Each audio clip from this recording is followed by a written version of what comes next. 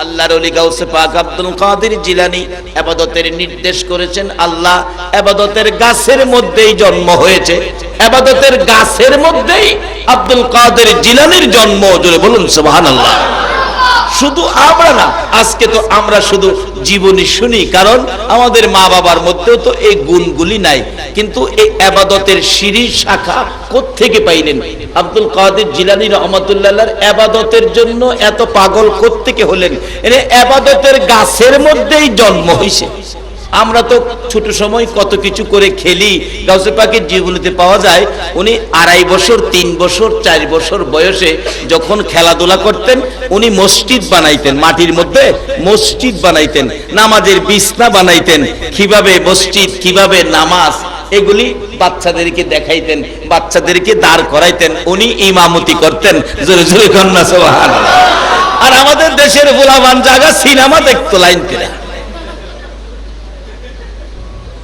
প্রশ্ন আসবে আমরা কেন যাইগা, উনি কেন যাইতেন না? এটার জবাব আসবে মা বাবা। এটার জবাব আসবে কি বলুন, বলুন না। ঘুমে ধরছে আপনাদের? ঘুমে ধরলেও তো 2টা বাজবো ইনশাআল্লাহ। মা বাবা কেমন? মা বাবা, মা বাবার মধ্যে যে ছিল ইবাদত, আসলে মা বাবার মধ্যে যেটা থাকে এটা তাসির সন্তানের কাছে পড়ে। বাস্তব আব্দুল কাদের জিলানী রহমতুল্লাহর বাবা, যিনি আবু সালেহ জঙ্গি মুসা, আপনাদের মতো যুবক যখন ছিলেন, বিয়ে শাদী করেন নাই, উনি তখনও ইবাদত করতেন। আমরা তো রেডিমেড ইবাদত, বিয়ের আগে কিছুদিন টুপি টাপি লাগাইয়া ভালো দেখায়, যাতে এলাকার লোকজন বিয়ের প্রস্তাবে কেউ জিজ্ঞেস করলে মানুষে বলে না ছেলেটা খুব ভালো নামাজ পড়ে।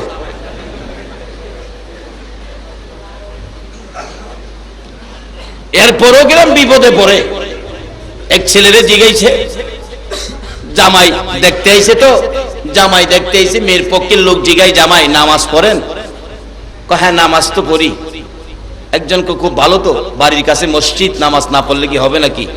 জিগাই বলুন তো ফজরের নামাজ কত রাকাত? মুসলমান, আমার গ্রামের ঘটনা বলছি, আমার সমপাঠী ছিল, প্রাইমারি স্কুলে একসাথে পড়ছি। হ্যাঁ কয়ে বইছে ফজরের নামাজ 8 রাকাত। এর দোষ নাই তো, কে জানি শিয়াইছে তোরে যাই জিগায় আজকা সব বাড়ায়া বাড়ায়া কইবি। আরে বাড়াইবে তো, বেতন কত, চাকরি করো, 10,000-এর মধ্যে 20,000 কইলে এটা গিয়া লাভ হইব, জমি কম বেশি কইলে এটা লাভ হইব, আন্তাজি কইলে তো লাভ হইতো না। বেচারা বাড়াইতাছে। তার চাচা ছিল সামাজিক মোল্লা, আমাদের সামাজিক মোল্লা আছে, সমাজের বিয়ে শাদী পড়ায়, নানান এই ভালো কাজগুলি সমাধান দেয়। এই সামাজিক মোল্লা তো চাচা পিছন থেকে কইতাছে, ভাতিজা ভাতিজা ও ভাতিজা, কি দেখাইতেছে? কয় রাকাত? ঘুমাই রয়েছেন আপনারা? ভাতিজা, হ্যাঁ গো চাচা আপনি কথা কেন না? আরেকজন বলতেছে মেয়ের পক্ষের বাবা, 8 রাকাত ফজরের নামাজ, এটা তো মানতে পারলাম না। হ্যাঁ আবার চাচারে কয়, চাচা আপনি কোন 4 কইতাম, শুনছেন হেরা কি কয় 8 বলে, হেরা মানে না, তা আপনার 4 এটা মানবো? 8 মানাই তারি, আর আপনি কোন 4 কইতাম? এই ফাঁকে একটা কাশি মারছে। কাশি মারার পর মেয়ে পক্ষের একজনের জিগায়, বাজান আপনার কি সর্দি? সর্দি? কয় না আমার জক্কা। ওই যে বাড়াইতে কইছে। আচ্ছা কোন তো যেই বারান বাড়াইছে, এই বারান কি লাভ হইব না লস হইব? আজ থেকে প্রায় 25 বছর আগের কথা কইতেছে। ওই সময় কি জক্কা রোগীর কাছে কেউ বিয়া দিব? আরে বাবা বিয়া করবার লাগে হইলো তো নামাজটা আমার শিখুন দরকার। কিন্তু গাউসে পাকের বাবা বিয়ার আগেই নামাজ পড়ে। আমরা তো সিজনালি নামাজ পড়ি, সামনে কোনো সুযোগ সুবিধা পাইবার লাগিয়া। কিন্তু গাউসে পাকের বাবা নামাজ পড়ে বিয়ের আগেই। একবার নামাজ পড়তে গিয়ে উজু করতে গেছে, নদীতে দেখে একটা ফল বাইসা যাইতেছে গা, দেখতে কয় এত সুন্দর ফলটা বেসে দেবো গা, এটা তো নষ্ট হইব পানির থেকে, আমি ফেটে খিদা আছে, গরিব মানুষ খাইলাই না, আইনা খাইছে। খায়া উজু করতে গেছে, বিবেক বাধা দিছে, কাঠটা খাইতেছস? আরে কাঠটা খায়া উজু করতেছস, কার ফল খাইছস? কয়া খাইছস? অন্যজনের ফল খাইছস, কিতাবে আছে একটা নলা খাবার যদি কারো পেটে হারামের থাকে 40 দিন পর্যন্ত নামাজ পড়লে একটা সেজদাও কবুল হবে না। এক নলা খাবার হারামের থাকলে 40 দিন পর্যন্ত একটা ডাকও আমার আল্লাহ শুনে না। কই পরিষ্কার হয়ে গেল, ওরে রাহিস। দেখছেন না পোলাপান অপরাধ করলে বাবারে ডাক দিলে বাবা কি কর, তুই আমারে বাপ ডাহিস না, তুই আমারে বাপ ডাহিস না। বাবা বিরক্ত হয়ে গেছে এর ব্যবহার আচার আচরণে। একটা বাপ পর্যন্ত ছেলে ডাক দিলে আমারে বাপ ডাহিস না। হারাম খায়া ডাকলে আল্লাহ কো আমারে ডাহিস না, তোর মুখটা হারাম করে ফেলেছস। এই মুখটাকে আমারে ডাকবে পবিত্র রাখার জন্য তোর মার পেটে আমি সিস্টেম করেছিলাম, মার নাপাক রক্ত খাওয়াইয়া তোরে পালছি বান্দা, কিন্তু মুখে খাওয়াই নাই, মুখটা পবিত্র রেখেছি। দুনিয়াতে আইসা তুই আমারে আল্লাহ বলে ডাকবি, আমার নবীর দুরূদ পড়বি, আর এই মুখটা দিয়ে কোরআন শরীফ পড়বি। আর তুই আমি পবিত্র রাখলাম মার পেটে মুখটা, মার নাভির সাথে 5 ফিট করে তোরে রক্ত খাওয়াইছি, মুখে খাওয়াই নাই, যেই তো রক্ত হারাম। আর এই হারাম দুনিয়াতে খাইয়া আমারে ডাহস, আমারে ডাহিস না। ডাকলেও কোনো লাভ হবে না। গাউসে পাকের বাবা আবু সালে জঙ্গি মোচা কোন গাছ থেকে গাউসে পাক জন্ম হয়েছে? আল্লাহু আকবার বলো। ফল খাইয়া নিজেকে নিজে বাধা সৃষ্টি হয়ে গেলেন। উজু করে নামাজ পড়লে কি হবে? 40 দিন পর্যন্ত পড়লেও ডাক শুনবে না। দুনিয়াতে তো শুনবেই না, আখেরাতেও আমাকে এই ফলওয়ালা যদি দাবি করে আমার ফল খাইছে, এটার জব না দিয়ে হাসরের ময়দানে একটা কদম সামনে যাইতে পারবি না। তাহলে নামাজ পড়ে আগে যার হক খাইছস সেটা মাফ লই আলো। হাঁটতে হাঁটতে জিলার নদীর কিনার দিয়া, নদী কই থেকে আইছে যাইতেছে, যায় দেখেন নদীর পারে বহু দূরে একটা বাগান, ফলের বাগান। এই তো পাইছি, নিশ্চয়ই এই বাগান থেকেই ফলটা গেছে, যেহেতু নদীর পারে। এক বেচারা বসা দেখে বেচারার কাছে অনুরোধ করতেছে, বাবা আমারে মাফ করে দেন, মাফ করে দেন। এই কি রে বাবা, কি কি হয়েছে কি? আমি জিলান থেকে আইছি, আমারে মাফ করে দেন। কেন কেন? এই বাগানের একটা ফল মনে হয় সম্ভাব্য, এই বাগানের শিউর না, এরপরও মাফ চায়। আর আমরা শিউর এবারের কারল গাছে, নতুন গাছের কারলটা খাইছি চুরি কিরা, এরপরও মাফ চাইছে কেউ? আরো একটা খায়া যা, আর একটা দেখা যা, কবে নিতারবো?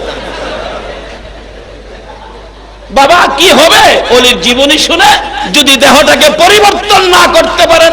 আল্লাহ আমাদেরকে আজকের মাহফিলের উসিলায় পরিবর্তন হওয়ার তৌফিক দান করুক। সকলে বলো আমিন। একটা ওলির বাবা হবেন, এটা আশ্চর্যের কিছু নয়। ওলির দরজা এখনো বন্ধ হয় নাই, এটা ওলি হতে পারেন, ওলির বাবা হতে পারেন। মাগো তুমিও একটা ওলির মা হতে পারো। কিভাবে হইবা? আইতাছি সামনে, একবারে সহজ পথ। কিন্তু শর্ত হলো প্রথমত মানতে হবে ইল্লা লিয়াবুদুন, আল্লাহর ইবাদত, যে কাজের জন্য আল্লাহ আমাদের বানাইছে এইটা ছাড়া ওলি হওয়া যায় না।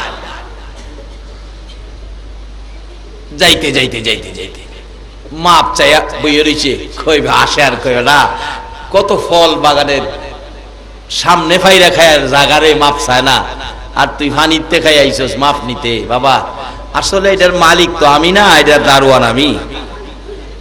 মাপ নিলে বাগানের ভিতরে যাইতেইব, ভিতরে বাগানের মালিকের বাড়ি, নাম হইলো, মালিকের নাম দরবেশ আব্দুল্লাহ ইবনে সুয়াইমি, তার কাছে যাইতেইব। কোন কি তা আগে কইলেন না মাপ চাই বই রইছি? বেটা তোর কার্যকলাপ দেখতেছি, বাগানের ফল ফাইরা খাইয়া মাপ চায় না, আর তুই পানিতে খাইয়া মাপ চাইতেইছস। তুই যে কেমন মানুষ রে বেটা, তোরে দেখবার লাগি আমার মন চাইতেছে। আচ্ছা বাবা যাও, ভিতরে যাও, মাপ লইয়াও। ডাকতেছে দরবেশ আব্দুল্লাহ ইবনে সুয়াইমি, বাড়িতে আছেন? আসি তো, আইয়েন একটু বাইরে। আইসি বলেই ভাবে ধরছে, হুজুর আমারে মাফ করে দেন। আর কি ব্যাপার বাবা? হ আমি আপনার বাগানের ফল খাইছি। কই আপনারা তো কোনোদিন দেখি নাই, কোত্থেকে ফল খাইছেন? আমি জিলান থেকে খাইছি। আর জিলানতে এখানে ফল খাইছেন কেমনে? নদীটা বাইসা গেছে, আমি খাইছি, আমারে মাফ করে দেন। দরবেশ আব্দুল্লাহ ইবনে সুয়াইমি কয়, এই যুবক তো আমার বয়সে পাইছি না। ও আচ্ছা, এটা কি খারাপ যুবক না ভালো যুবক? এই যুবক তরুণ, এই চরিত্র নিয়ে তোমরা বড় হও, এই চরিত্র নিয়ে সমাজে বেরিয়ে যাও, তাহলে এই সমাজে শান্তি আসবে, এই সমাজে রহমত আসবে, এই সমাজে বরকত আসবে। এই সোনার বাংলার জমিনের নিচে আমার আল্লাহ সোনার খনি দিয়ে দিবে। তোমরা যদি সেই আদর্শে যদি সোনার মানুষ হতে পারো,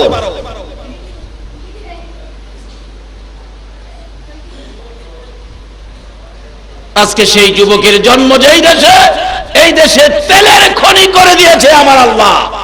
আর যার ভালোবাসায় সেই যুবক জীবন ধন্য করেছে, ওই সোনার নবী যেই দেশে শুয়েছে, ইয়াসরিব নামের বালু আর পাথরের দেশে আমার আল্লাহ সোনার খনি করে দিয়েছে। আজকে সোনার বাংলা নাম দিয়ে যদি এই আদর্শগুলো নিয়ে আমরা বেরিয়ে যেতে পারি, আমার বিশ্বাস সোনার বাংলার জমিনের নিচে নবী প্রেমিক ওলি প্রেমিকদের জন্য আমার আল্লাহ সোনার খনি দিয়ে ভরপুর করে দেবেন। কিন্তু সিস্টেমে আসুন, রাস্তায় আসুন। তাই বলতেছিলাম, এই যুবকগুলিকে আপনারা কে হবেন? ওলির বাবা? কার ছেলেটা ইবাদতে যাবে? কার ছেলেটা নামাজি হবে? কার ছেলেটা কোরআন পড়নেওয়ালা হবে? ওই যে বাস্তবে আসুন। বাবা মাপ চাই, মাপ দিতে পারি, পানিতে পাইয়া খাইয়া খাইয়া লাও, খালি পাইলে খাইয়া লাও, মাপ দিতে পারি। আমার বাগানে 1 বছর কর্মচারী থাকতে হইব।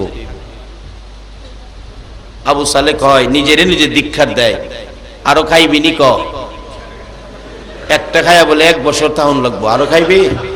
জীবনের শিক্ষা দিমু আজগাতরে। আচ্ছা বাবা 1 বছর থাকলে মাপ দিবেন তো? হ্যাঁ মাপ দিয়ে দিব। 1 বছর থাইকা কাপড়টা বললইছে, চাচা জায়গা আমারে মাপ দিয়া দেন। আমরা দেশের পোলাপান হইলে কি কইতো, একটা ফল খাই 1 বছর থাকতাম, কোন রুমে থাকুম, বিছনা বালিশ দেন। সকালবেলা ঘুমের তুইটা দেখবো ফুলাও নাই, বিছনাও নাই, চাদরও নাই, বালিশও নাই। ঠিক 1 বছর থাইকা নিজের কাপড়টা বললইয়া জায়গা মাপ দেন জায়গা। কয় না বাবা আরো 1 বছর তখন লাগবো। খারইছি আরো 1 বছর? চাচা 1 ফল খাইছি 2 বছর। আচ্ছা মাপ দিবেন তো? হাসরে আটকাইতেন না তো? না, 2 বছর থেকে জায়গা। চাচা 3 বছর আর ঘুরেন না জায়গা। কয় আরো 1 বছর তখন লাগবে। 3 বছর থেকে চাচা আরো ঘুরাইবেন? কয় না এবার ঘুরাইতাম না, এবার তোমারে বিদায় দেন। তো খালি বিদায় দিবেন, মাপ দিতেন না? মাপ পাইতে গেলে আরেকটা শর্ত আছে। কি? আমার একটা মেয়ে আছে, মেয়েটারে বিয়া করলে মাপ দেন। তো কত যাক, বিয়ে যখন করছি না, বিয়াটা একটু করুন লাগবো। আচ্ছা আমি রাজি হইলাম, বিয়া করবো, মাপ দিবেন তো? বলে হ। তো এইটা তো 3 বছর আগেই পারতেন, তো আমার 3 বছর ঘুরাইলেন কি লেগা? বিয়া দিবার ইচ্ছা আছে, আগেই দেলাইতেন, লইয়া বাই যেতাম গা। 3 বছর ঘুরাইলেন কি লেগা? কো বাবা ঘুরাইছি যে 3 বছর আগে আমার মেয়েটা বিয়ার উপযুক্ত হয় নাই, বিয়ার উপযুক্ত হয় নাই, এখন বিয়ার উপযুক্ত হয়েছে, এখন তোমারে বিয়ে দিব। তো দেন আমি রাজি আছি। কো বাবা রাজি যে হইছো, শোনো আমার মেয়ে কিন্তু চোখে দেখে না। কোন কি চোখে দেখে না? ভাগ্যটা কি আমার খারাপ হইল? যে অন্ধ মেয়ে কে চাইবো বিয়া করতে? ওখানে বিয়ে করব, কারণ টাকা পয়সা বাড়াইয়া দিলে লই যাবো বাড়ির যা করছে। আচ্ছা দেন, বিয়ে দেন। শুনেন আরো সমস্যা আছে। কি? কথা বলতে পারে না। High high. 3 নাম্বার, কানে শুনে না, ডাকলেও শুনতো না। 4 নাম্বার, হাঁটতে পারে না। 5 নাম্বার, চেহারার রং সুবিধা না। হিসাব করে, চোখ দেখে না, কানে শুনে না, কথা কইতে পারে না, হাঁটতে পারে না, রং সুবিধা না। এটা কোনটা নিতাম? তো আমি কোনটা নিতাম? ও আবু সালেহ আরো খাইবি নি? আরো খাইবি নি? আর জীবনে কত মানুষের হক মাইরা খাইলাম। আবার মসজিদে গিয়ে নামাজ পড়তে পড়তে কপালে আধা কেজির একটা দাগ বানাইছে। আধা কেজি। বাবারে পরের হক মাইরা আধা কেজি দাগ বানাইছো। যার হক মাইরা দাগ বানাইছো, হাসরের দিন খারাইবো আল্লাহ এই যে আধা কেজি দাগ কপালো, হ্যাঁ আমার সম্পত্তি মাইরা খাইছে। আল্লাহকে ওর সম্পত্তি তারটা ফিরাইয়া দাও। আল্লাহ আমি সম্পত্তি করতে দেন। তাইলে জীবনে কত হাজার রাকাত নামাজ পড়ছো? একটা পয়সা করে হিসাব। 1 পয়সার জন্য 700 রাকাত কবুলিয়াত নামাজ দাও। 1 পয়সার জন্য 700 রাকাত কবুলিয়াত নামাজ তারে দিয়ে দাও। হিসাব করে দিতে দিতে দিতে দিতে এই যে কপালে দাগ ফলাইছি, সব দেওয়ার পরেও তার ঋণ সুদ হবে না। আল্লাহ আমার তো আর নামাজ নাই, আমি কি করব? তাহলে এই লোকটার জীবনে যা পাপ করছেন, পাপগুলি তুমি নাও। নেক তো দিছে, এখন পাপ লইয়া ও নামাজি এত কষ্ট করছিলা যে জান্নাতের আশায়, তোমারে জান্নাত দেখায়া দেখায়া জাহান্নামে নেব, ওই যে আরেক জনের হক মাইরা খাইছিলা এটা দিতে যায়া।